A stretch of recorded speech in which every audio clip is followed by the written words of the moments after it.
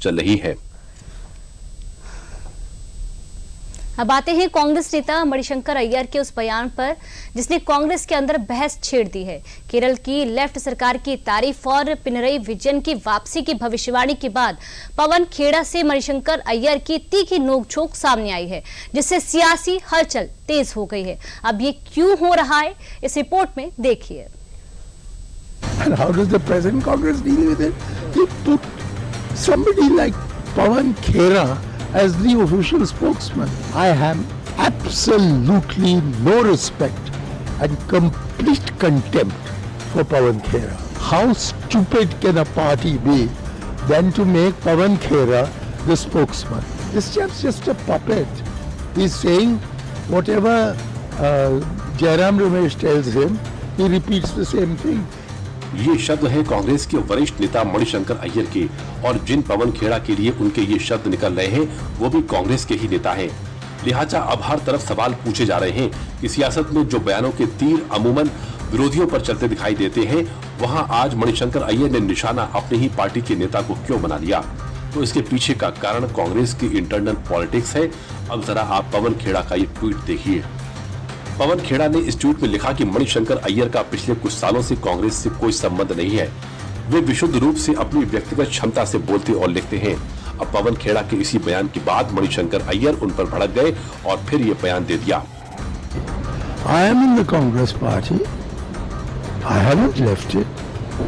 But of course, if Pawan Khera is going to expel me, I'll happily go outside and kick his backside after I left. अब माना जा रहा है कि पवन खेड़ा ने मणिशंकर पर यह ट्वीट इसलिए किया था क्योंकि मणिशंकर अय्यर ने हाल ही में केरल के मुख्यमंत्री पिनरई विजयन की खुले मंच से सराहना की थी। उन्होंने यहां तक कहा था कि आगामी चुनाव के बाद विजयन एक बार फिर मुख्यमंत्री बन सकते हैं। लिहाजा इसके बाद पवन खेड़ा ने मणिशंकर का विरोध करते हुए ट्वीट कर दिया, जिससे मामला बढ़ गया और अब मणिशंकर अय्यर ने तीखे तेवर में पवन खेड़ा पर हमला कर दिया। I am in the Congress party. I haven't left it. But of course, if Pawan Khera is going to expel me, I'll happily go outside and kick his backside after I left. Kerala चुनाव से पहले Congress party Shashi Tharoor का मामला सुलझाकर अभी ठीक से राहत की सांस भी नहीं ले पाई थी कि मणिशंकर अय्यर ने पार्टी का सिरदर्द बढ़ा दिया है। मणिशंकर अय्यर ने केरल के सीएम को लेकर ऐसा भरोसा जताया कि कांग्रेस पार्टी सत्ते में आ गई। इस बयान के बाद मामला अभी शांत भी नहीं हुआ था कि मणिशंकर अय्यर ने पार्टी के दूसरे कई नेताओं के खिलाफ मोर्चा खोल दिया है, जिसमें खुद राहुल गांधी भी शामिल है। There is a biography of Dr. Ambedkar which says a part but apart. So that's the only thing I can say. Mr. Rahul Gandhi has forgotten that I am a member of the party, and therefore I am a Gandhian, I am a Nehruvian, I am a Rajivian, but I am not a Rahulian. अब मणिशंकर अय्यर के इस बयान ने BJP को बैठे बिठाए सियासी pitch पर फुल टॉस गेंद फेंक दी है और बीजेपी ने भी बिना वक्त गंवाए इस पर करारा प्रहार किया है। बीजेपी प्रवक्ता शहजाद पूनावाला ने केरल, बंगाल, असम हर जगह से जोड़कर राहुल गांधी के नेतृत्व पर ही बड़ा सवाल खड़ा कर दिया है। केरल में मणिशंकर अय्यर ने राहुल गांधी के खिलाफ नो कॉन्फिडेंस पारित किया कि भाई राहुल गांधी नहीं जिता पाएंगे। दोपहर आते आते अब टीएमसी पश्चिम बंगाल से जो पार्टी वो बोलती है राहुल हटाओ, ममता जी को लाओ, इंडिया अलायंस बचाओ।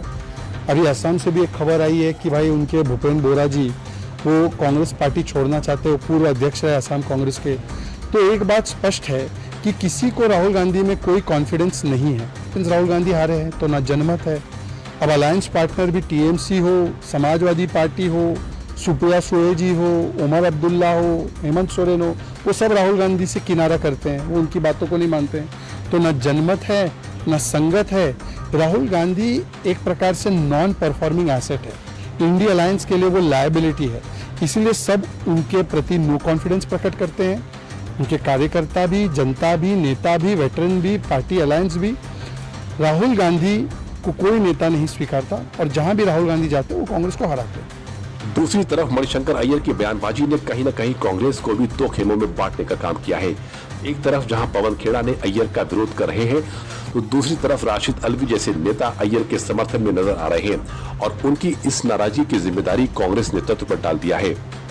देखिए, जो कांग्रेस के बहुत से सीनियर लीडर हैं, उनको कांग्रेस पार्टी की लीडरशिप की जिम्मेदारी है कि उन सबको पार्टी के अंदर इन्वॉल्व करें। मुझे चिंता है, हम कांग्रेस को मजबूत करना चाहते हैं। कांग्रेस के अंदर जो सीनियर लोग हैं, अगर वो नाराज हैं तो उन्हें मनाना चाहिए, कोई जिम्मेदारी देनी चाहिए।